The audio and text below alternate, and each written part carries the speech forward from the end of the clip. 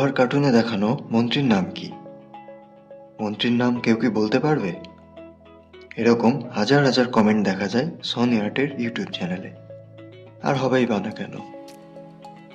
গোপালভাঁড় কার্টুনে দেখানো মন্ত্রীর চরিত্রটি জয় করে নিয়েছে সব মানুষের প্রাণ। সেই কারণেই সবার মুখে একটাই কথা, কে ছিলেন মহারাজ কৃষ্ণচন্দ্রের মন্ত্রী? তো আজকের এই ভিডিওতে সেই মন্ত্রীর পুরো কাহিনী আপনাদের জানাবো।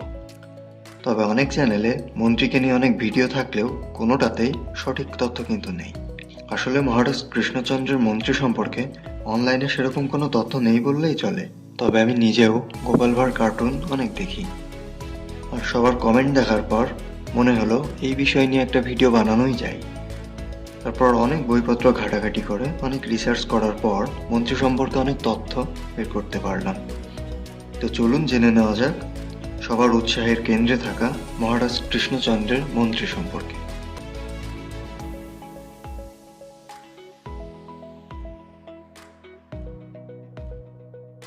গোপালভাঁড় কার্টুনে দেখানো মহারাজ কৃষ্ণচন্দ্রের মন্ত্রীর বাস্তব নাম ছিল রঘুনন্দন মিত্র।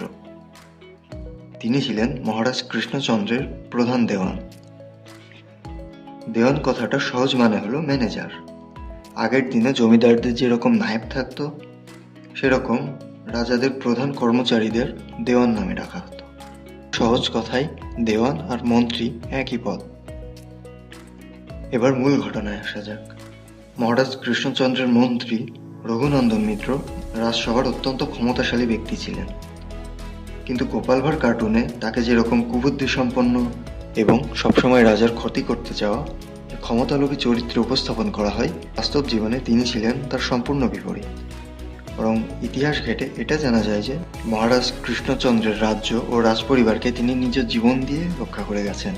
দেওয়ান রঘুনন্দন মিত্রের জন্ম বর্ধমানের দাইহাটের কাছের একটি গ্রাম চাণ্ডলীতে। তাদের পরিবারের আদি নিবাস ছিল হুগলি জেলার কোন্নগরে। সভাকবি ভারতচন্দ্র রায় গুণাকর রচিত অন্নদামঙ্গলে দেওয়ান রঘুনন্দন মিত্রের পরিচয় পাওয়া যায়। রঘুনন্দন মিত্র অত্যন্ত সাধারণ পরিবারের ছেলে ছিলেন। অল্প বয়সেই তিনি মহারাজ কৃষ্ণচন্দ্রের কাছে সামান্য বেতনের চাকরি শুরু করেন। তখনও তিনি দেওয়ান হয়ে ওঠেননি। খুব সম্ভবত তখন কৃষ্ণনগরের দেওয়ান ছিলেন অশ্বিনী রক্ষী। 1740 সালে বাংলার নবাব হন আলীবর্দী খাঁ। বাংলা তখন বর্গী হামলায় বিপর্যস্ত। এ অবস্থায় নবাব আলীবর্দী খাঁ মহারাজ কৃষ্ণচন্দ্রকে 12 লক্ষ টাকা খাজনার দায়ে আবদ্ধ করেন। তখন এগিয়ে আসে কর্মচারী রঘুনন্দন। তিনি তার দক্ষতায় সেই খাজনা সংগ্রহ করে মহারাজকে মুক্ত করেন। সেখান থেকেই তিনি মহারাজের বিশেষ নজরে আসেন। মহারাজের সভাতেও তার প্রভাব বাড়তে শুরু করে। এরপর হয়ে ওঠে সর্বক্ষমতা সম্পন্ন দেওয়ান। তিনি ছিলেন অত্যন্ত বুদ্ধিমান ও পরিশ্রমী। তার পরিশ্রমের ফলে মহারাজ কৃষ্ণচন্দ্রের আয় বৃদ্ধি পায়। এরপর 1742 সালে কৃষ্ণনগর রাজ্যে বর্গী হামলার প্রাদুর্ভাব বাড়তে থাকে। রাজ্য ও রাজপরিবার এবং রাজ্যের ধন সম্পদ সুরক্ষিত রাখার জন্য দেওয়ান রঘুনন্দন মহারাজ কৃষ্ণচন্দ্রকে শিবনিবাসে নতুন রাজধানী স্থাপনের পরামর্শ দেন এবং রাজার সহমতে তিনি সেই মতো কাজ শুরু করেন। এই ঘটনার প্রেক্ষিতে একটি কাহিনী প্রচলিত আছে যে ওই অঞ্চলে তখন কুখ্যাত ডাকাত নসরত খাঁর আস্তানা ছিল।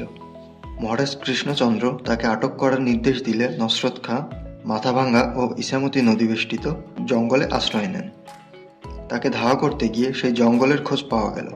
দেওয়ান রঘুনন্দন দেখলেন জঙ্গলটি খুবই নির্জন এবং চারিদিকে নদী বেষ্টিত এবং জায়গাটি অনেক সুরক্ষিত। তখন তিনি মহারাজ কৃষ্ণচন্দ্রকে পরামর্শ দেন যে ওই স্থানে তার রাজধানী স্থাপিত হলে রাজধানী অনেক সুরক্ষিত থাকবে। মহারাজ কৃষ্ণচন্দ্র রাজি হলে শিবনিবাসে রাজধানী স্থাপিত হয়। তারপর তার চারপাশে পরিখা খনন করে জলপূর্ণ করার কাজ শুরু করেন। রঘুনন্দন তখন সেখানে উপস্থিত কঙ্কনা জলাশয় থেকে 2টি খাল খনন করেন। একদিকের খালকে মাথাভাঙা ইসামতির সাথে এবং অন্য দিকের খালটিকে 6 মাইল দূরে অঞ্জনা নদীর সাথে মিলিয়ে দেন।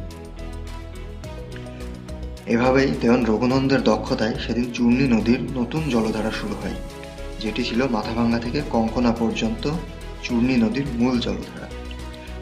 দেওয়ান রঘুনন্দন ছিলেন স্বপ্নদর্শী মানুষ। সাধারণ পরিবার থেকে উঠে আসার ফলে তিনি সাধারণ মানুষের দুঃখ দুর্দশা বুঝতেন। মহারাজ কৃষ্ণচন্দ্রের প্রজা পালনে অনেক সীমাবদ্ধতা থাকলেও দেওয়ান রঘুনন্দন তাদের জন্য অনেক কল্যাণকর কাজ করতেন। শিবনিবাসের রাজধানী প্রতিষ্ঠা করে তিনি স্বপ্ন দেখেছিলেন শিবনিবাসকে স্বয়ংসম্পূর্ণ করা ও প্রজাদের জীবনযাত্রার মান উন্নয়ন করা। সেই উদ্দেশ্যেই তিনি দীর্ঘ পরিশ্রমের ফসল হিসেবে নদীর নতুন ধারাটিকে রাজধানীর সাথে যুক্ত করে দেন। তিনি ছিলেন নদিয়ার প্রজাদের স্বপ্নের কারিগর। তার সম্মানার্থে আজও নদিয়ার লোকের মুখে শোনা যায় একটি প্রবাদ, শিবনিবাসী পুণ্যকাশী হাইরে নদী কঙ্কনা, কোথা হতে এলে তুমি রাড়ের রঘুনন্দনা।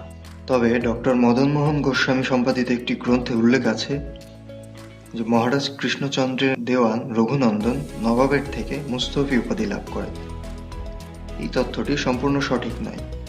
তৎকালীন সময়ে আরেকজন রঘুনন্দন মিত্র ছিলেন যিনি সম্রাট ঔরঙ্গজেব কর্তৃক মুস্তাফি উপাধি পেয়েছিলেন এবং তার বাড়ি ছিল নদিয়ারি উলা নামক গ্রামে, যে স্থানের বর্তমান নাম বীরনগর।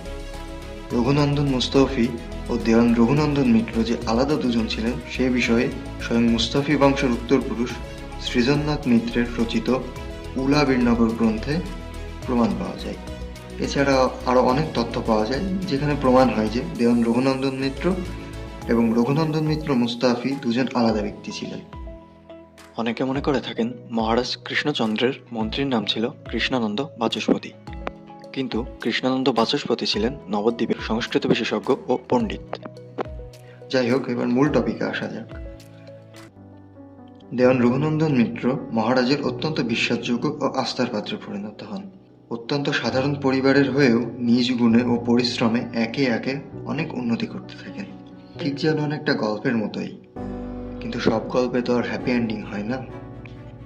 তৎকালীন সময়ে বর্ধমান রাজ কীর্তিচন্দ্রের দেওয়ান ছিলেন মানিকচন্দ্র। এই দেওয়ান মানিকচন্দ্রের মহারাজ কৃষ্ণচন্দ্রের দেওয়ান রঘুনন্দন মিত্রের উন্নতি সহ্য হতো না। একবার নবাবের দরবারে প্রবেশের সময় রঘুনন্দনের গায়ের কাপড় মানিকচাঁদের গায়ে ঠেকে যায়। মানিকচাঁদ তখন বলে ওঠে, দেখতে নেই পাজি। রঘুনন্দন একথার উত্তরে বলেন, হ্যাঁ, নৌকার সব পাজি হে, কই ছোটা কই বড়া। এরকম এক সমুচিত জবাব পেয়ে মানিকচন্দ্র দেওয়ান রঘুনন্দনের উপর ক্ষেপে যান এবং তার ক্ষতি করার উপায় খুঁজতে থাকেন। এরপর মানিকচন্দ্র বর্ধমান রাজ্য থেকে চাকরি ছেড়ে নবাবের দরবারে যুক্ত হন এবং নবাব সিরাজউদ্দৌলার অনুগ্রহে নবাব দরবারে উঁচু পদ লাভ করেন। তখন তিনি দেওয়ান রঘুনন্দনকে শিক্ষা দেওয়ার উপায় খুঁজতে থাকেন। এর কিছুদিনের মধ্যে পলাশী পরগনাতে কয়েকজন ডাকাত নবাবের খাজনা লুট করে পালিয়ে যায়। তখন মানিকচন্দ্র এই সুযোগ কাজে লাগায়। নবাবের সামনে ষড়যন্ত্র করে বলে যে মহারাজ কৃষ্ণচন্দ্রের দেওয়ান রঘুনন্দন এই কাজের সাথে জড়িত।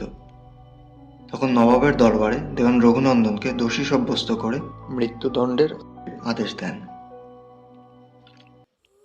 এভাবে ঘৃণ্য প্রতিহিংসার শিকার হয়ে মিথ্যা ষড়যন্ত্রে প্রাণ যায় দেওয়ান রঘুনন্দের। মহারাজ কৃষ্ণচন্দ্র এতে খুবই মর্মাহত হন। তিনি রঘুনন্দনের পরিবারকে 1400 বিঘা জমি প্রদান করেন। রঘুনন্দনের মৃত্যুর পর মহারাজ কৃষ্ণচন্দ্রের দেওয়ান নিযুক্ত হন কালীপ্রসাদ সিংহ। তিনিও অনেক দক্ষ ও কৌশলী ছিলেন। যখন ইংরেজদের সহায়তায় নবাবকে সিংহাসনচ্যুত করার ষড়যন্ত্র চলে, তখন মহারাজ কৃষ্ণচন্দ্র ও তার দেওয়ান কালীপ্রসাদ সিংহ নবাবের বিরুদ্ধে ষড়যন্ত্রে যোগ দেন। তবে ঘটনা যেটাই হোক, রঘুনন্দনের মতো যোগ্য ও প্রজা উপকারী দেওয়ানকে অন্যায়ভাবে হত্যা করা বাংলার ইতিহাসে এক নিকৃষ্ট ঘটনার উদাহরণ। গোপাল ভাঁড় কার্টুনে যতই তাকে স্বার্থলোভী কুটবুদ্ধি সম্পন্ন ভিলেন রূপে আখ্যা দেওয়া হোক না কেন, বাস্তবে তিনি ছিলেন বুদ্ধিমান, পরিশ্রমী ও প্রজা কল্যাণকারী মন্ত্রী। নদিয়ার ইতিহাসে এখনও তার সম্মান সুনামের সাথে শোনানো যায়। রাজার প্রতি যে বিশ্বস্ত ও আনুগত্যতা তিনি দেখিয়েছিলেন তা সত্যিই খুবই বিরল ছিল। কিন্তু নবাবের দেওয়ান মানিকচন্দ্রের ষড়যন্ত্র ও নবাবের অবিচারে দেওয়ান রঘুনন্দের প্রাণের শেষ রক্ষা হয়নি।